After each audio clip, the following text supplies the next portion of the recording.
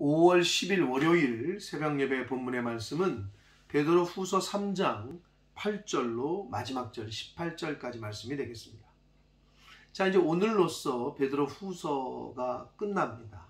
그리고 내일부터는 구약으로 가서 사무엘상 말씀을 시작합니다.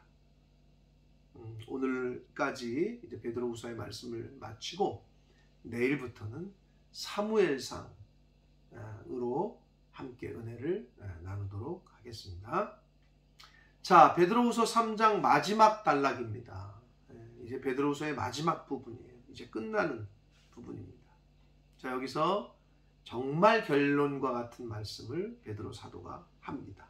그리고 마지막에 문안 인사, 송령도 있는데 이 8절부터 9절까지에서는 예수 그리스도의 재림이 없다라고 자꾸 이야기하는 거짓 교사들의 말은 다 헛거다.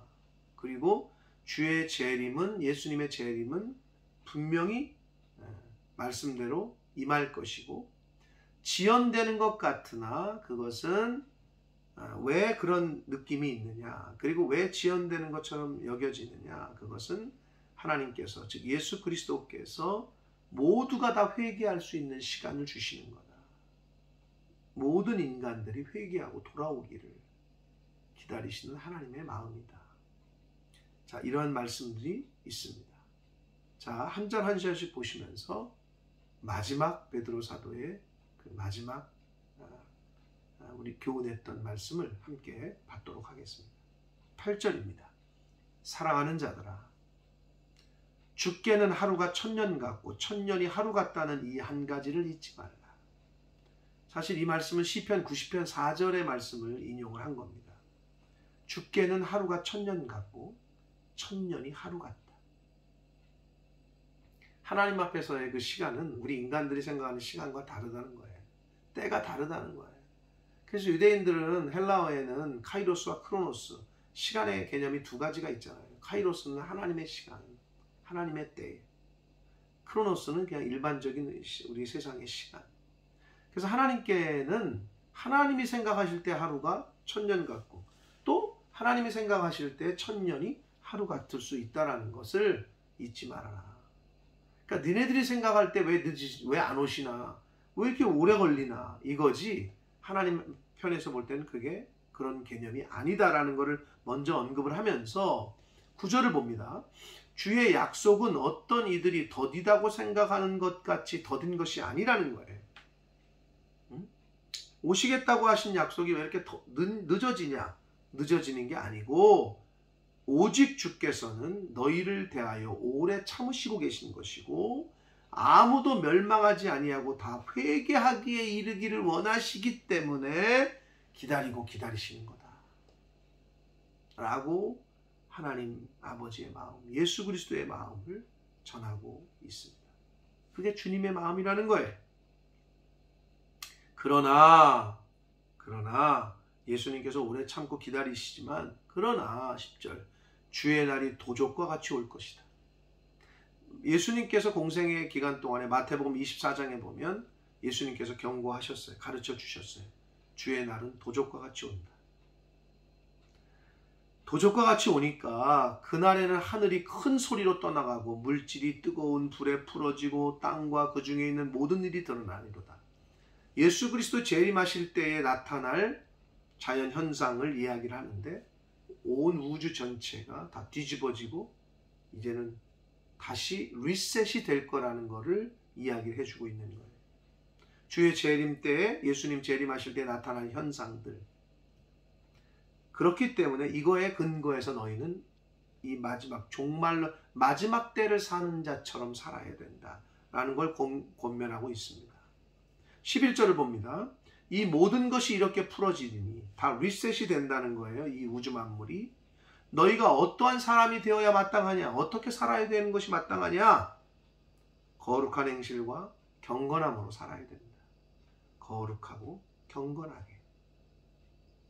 그러한 마음으로 12절 하나님의 날이 임하기를 바라보고 주의 날, 심판의 날, 예수 그리스도의 재림을 그렇게 바라보고 소망하면서 살아라. 경건함과 거룩함으로. 간절히 사모하라. 마라나타 주 예수여 어서 오시옵소서. 이 사모하는 마음으로 경건하게 거룩하게 하루하루를 살라는 거예요. 저와 여러분에게 오늘 주시는 말씀이에요.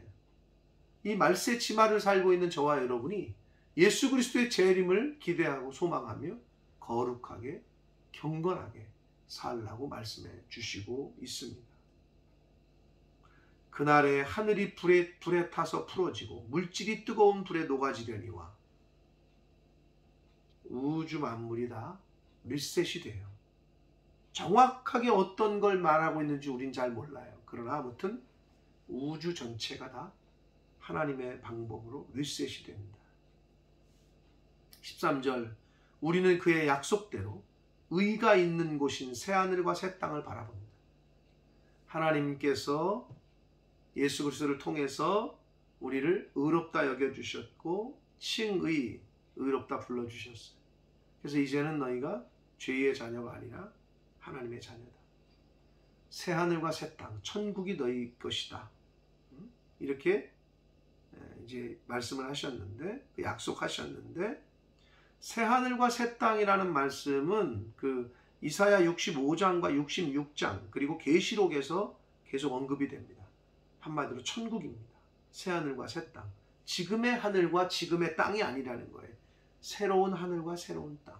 완전히 리셋이 된다니까. 그 마지막 때에는. 그러므로 14절 사랑하는 자들아 너희가 이것을 바라보나니 예수 그리스도의 재림을 바라보나니 주 앞에서 점도 없고 흠도 없이 평강 가운데서 나타나기를 힘써라. 점도 없고 흠도 없고.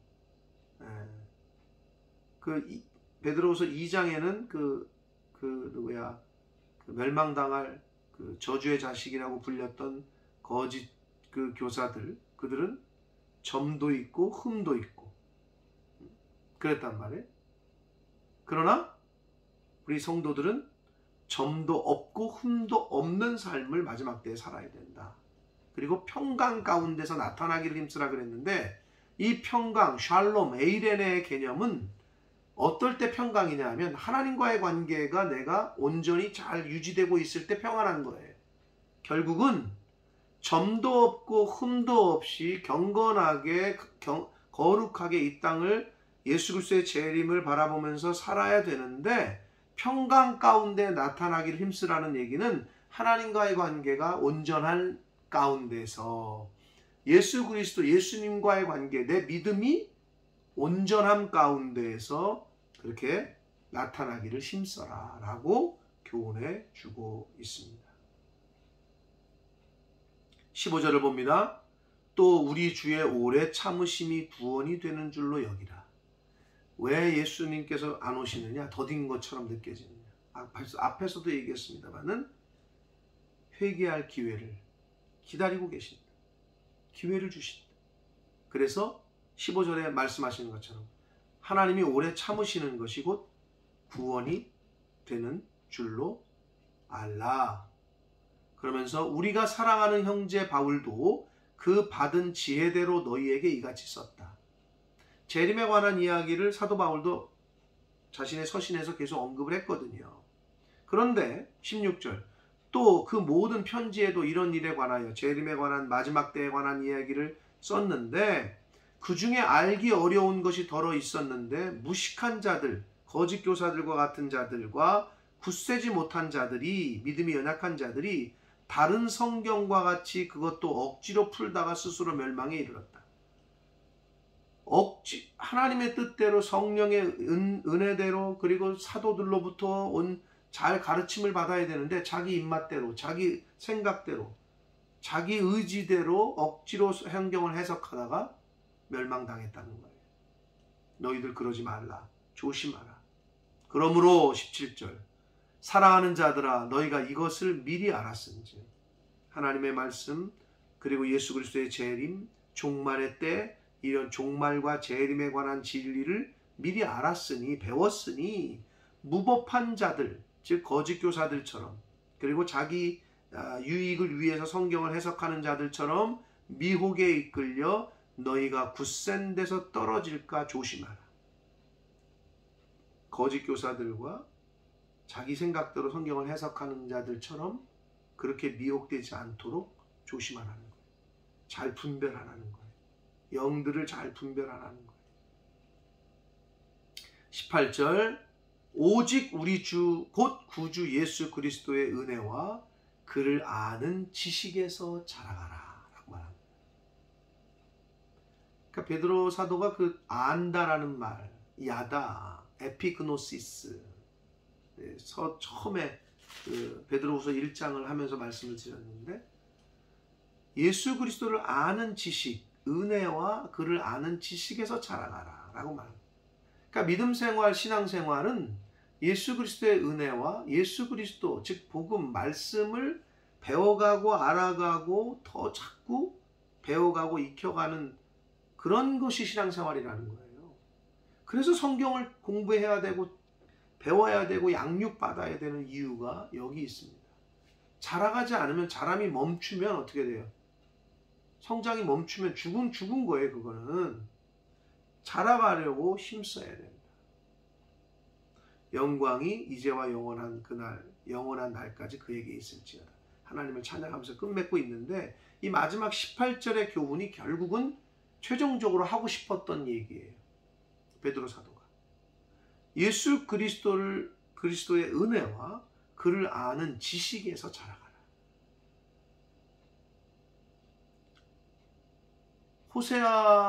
구약의 호세아 선지자가 호세아서 6장에 보면 여호와를 알자, 힘써 여호와를 알자라고 말하잖아요. 똑같은 맥락이에요. 구약의 선지자들도 계속 얘기했어요. 하나님을 알아야 된다. 너네 하나님을 배워야 된다. 힘써서 하나님을 알아가는데 힘써야 된다. 이야기를 했단 말이에요. 또 요한복음 17장에 보면 영생은 곧 유일하신 참 하나님과 그의 보내신 자, 곧 예수 그리스도를 아는 것이 영생이다. 하나님과 하나님이 보내신 자 예수 그리스도를 아는 것이 영생이다. 알아야 믿죠, 여러분. 믿어야 구원받죠. 믿어야 영생을 얻잖아요. 그러니까 알아야 된다는 거예요. 배워야 된다는 거예요. 그런데 알고 배우는 거의 기본이 뭐예요? 듣고 보는 거예요. 그리고 양육받고 배우는 거예요. 들으려고도 안 하고 보려고도 안 하고 성경을 배우려고도 안 하고. 그러니 어떻게 자람이 있어요? 그러니 어떻게 진보가 있어요? 멈추거나 떨어지지. 세상의 지식도 마찬가지잖아요. 영어 공부 안 하면 아는 단어도 까먹잖아요. 네? 똑같아. 하물며 영적인 하나님 말씀이겠어요? 사랑하는 성도 여러분, 하나님을 알고 예수 그리스도를 알고 하나님의 은혜와 예수님의 사랑과 십자가의 은혜를 알아가려고 힘쓰고 애쓰는 이 땅에서의 저와 여러분의 삶이 되기를 축복합니다. 성경 66권 1189장 31,173절 적지 않아요. 그러나 사실 365로 1년으로 나누면 3.5에서 4장, 하루에 3.5에서 4장 정도 읽으면 1독이에요. 하루에 4장, 5장 읽는 거 15분, 20분이면 돼요. 투자를 못 하잖아요. 하루에 1년에 1독만 해도 앞으로 10년이면 10독, 20년이면 20독이에요. 하루에 15분, 20분 투자하면 돼요. 성경을 20번 읽었다고 생각해 보세요. 50번 읽었다고 생각해 보세요. 쑥쑥 자랍니다. 믿음은 들음에서 오는 거예요. 믿음은 성경에서부터 오는 거예요. 다른 데서 오지 않아요. 안수기도 받는다고 믿음이 이렇게 커지고 그런 거 아니에요. 하나님의 말씀으로부터 오는 거예요. 믿음은. 믿음이 있어야 구원을 받아요. 믿음이 있어야 세상을 이겨요. 세상을 이기는 이김은 곧 너희의 믿음이다 라고 말씀하셨기 때문에.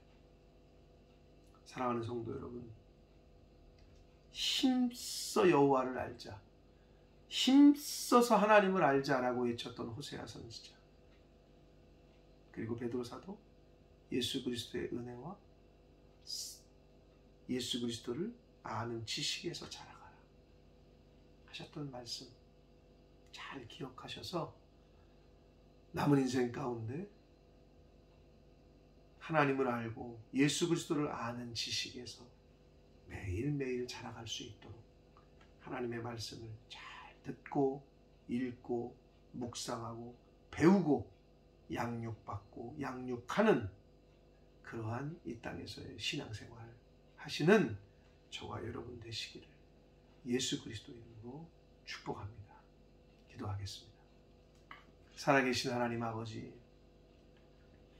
베드로 사도가 마지막에 교훈한 하고 싶었던 최종적인 그 교훈은 우리 주 예수 그리스도의 은혜와 그를 아는 지식에서 너희들 제발 자라가라 라는 말씀이었습니다. 아버지, 이 말씀이 오늘 성령 하나님께서 저희들에게 주시는 말씀으로 듣게 하여 주옵소서. 이 말세지 말에 하나님에 대하여, 예수님에 대하여, 성경에 대하여 잘 배우고 익혀서 하나님을 알아가는, 예수 그리스도를 아는 지식에서 자라가는 저희들 되도록 주님 은혜 내려 주옵소서. 세상을 이기는 건 너희의 믿음이라 하셨고, 믿음은 곧 하나님의 말씀을 통해서, 들음을 통해서 이 성경 말씀을 읽음으로 배움으로 온다는 것을 다시 한번 깨닫사오니 주여, 이 말씀을, 이 생명의 말씀을 꼭 붙잡고 잘 배우고 잘 양육받고 양육하여 세상을 이기며 살아가는, 영생을 누리는 하나님의 자녀된 저희 모두가 되도록 주여 은혜 내려 주옵소서. 예수 그리스도 이름으로 축복하며 기도 올려옵나이다. 아멘.